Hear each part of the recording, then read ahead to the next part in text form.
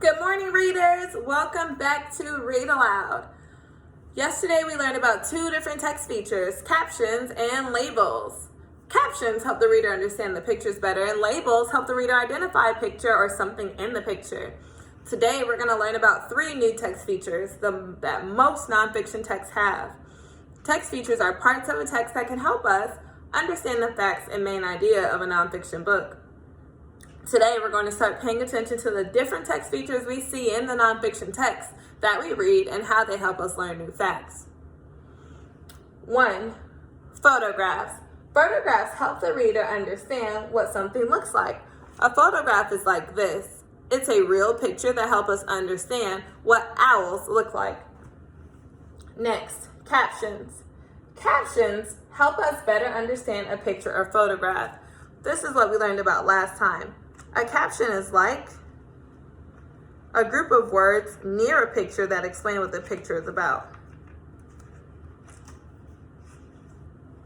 All of these pictures have captions, small groups of words that help us understand the picture. Next is labels. Labels help us to identify parts of a photograph. If I look at this picture,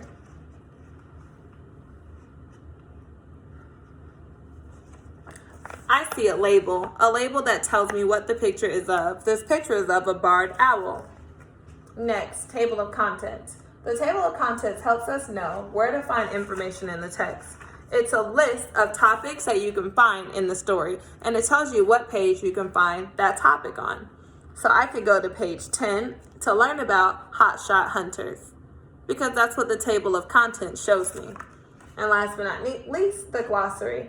We use the glossary to define words in the text. When you define something, you say what it means. You can find glossaries at the back of books that help us understand what words are. This is the glossary in this book. All of the words are here, and then it tells us what the word means. So that when I'm reading the story, I can understand what the words mean because the story has showed me in the glossary. When we read nonfiction text, we know that we need to be ready to learn new facts, but we also need to be ready to pay attention to the text features we see in the text and notice when they help us learn new information. To do that, we do a few things. We pay attention to the text features that the author includes.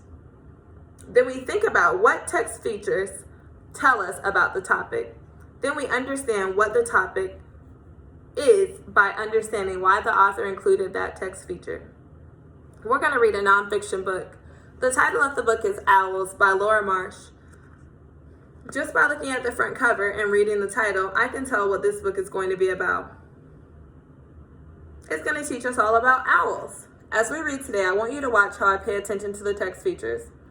We're going to look for table of contents, the glossary, and photographs. Then if we see any captions or labels, we'll pay attention to those too. When we see them, we'll think about what they help us understand and why the author included them. Let's see what we can learn in our nonfiction book today. Owls.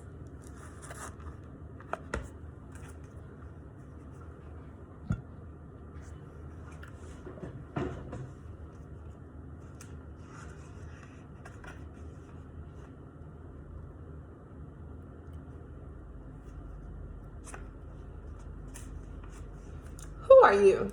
What hoops in the night and flies through the air? What has feathers and big eyes but does not have hair? You may never see one, but you'll know if you do. Did you guess? Yes, it's an owl, that's who. Already I see some captions and I see a label. This is a snowy owl. There are more than 155 kinds of owls.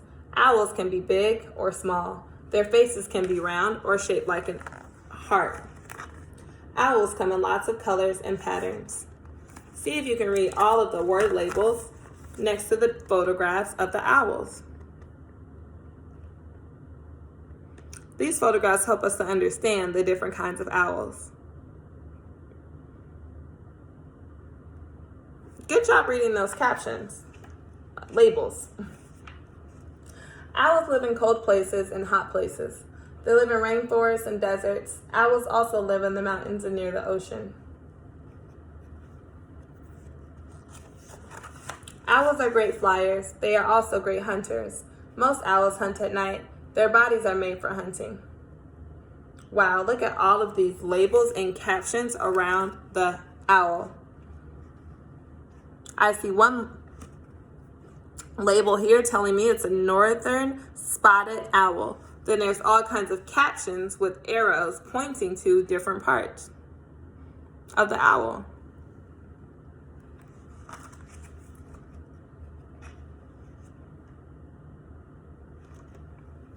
Owls watch their prey carefully, but they can't move their eyes. They turn their heads to follow their prey. Owls' heads turn much farther than human heads do. Owls can see behind them. They can even twist their heads almost upside down.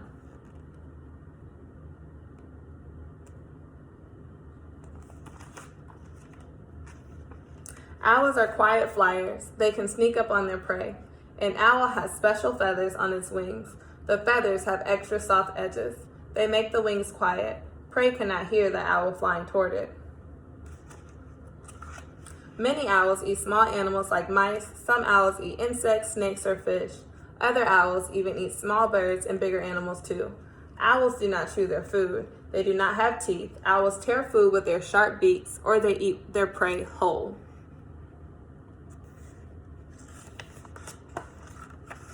Owls travel to different areas to hunt, so they don't call one place home. They often just pick a tree to rest in. But young owls stay in or near a nest. They stay until they learn to fly. Owl nests may be in trees or on the ground.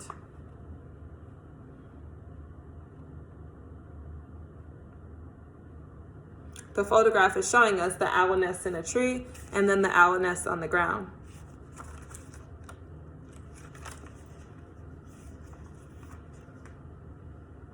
These owls are hiding. Can you find them? They look like the land and trees around them. This is called camouflage. It helps the owls to stay safe from predators and from danger.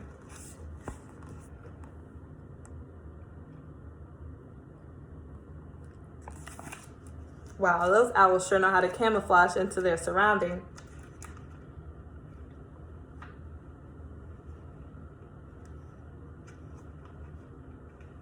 A mother owl lays about 2 to 6 eggs at one time. She sits on the eggs until they hatch. Owls that have just hatched have soft, fluffy feathers. Young owls are called owlets. Look at the caption under the picture. Look at the caption on top of the picture.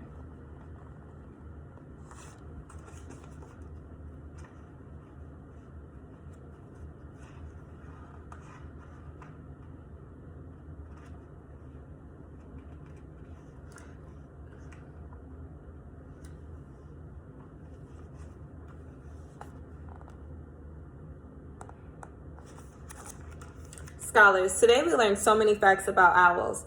We saw the glossary in the book. We looked at photographs. We looked at captions and labels. Our glossary tells us what the word camouflage means, an animal's natural color or shape that blends in with what it's around it.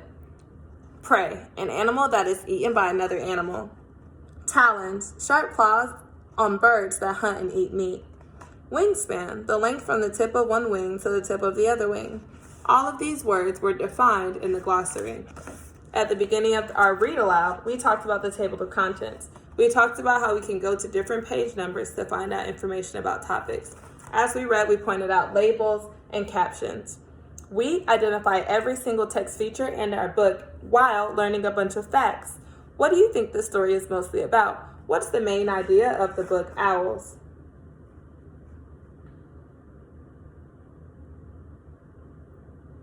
What's the main idea of the book Owls?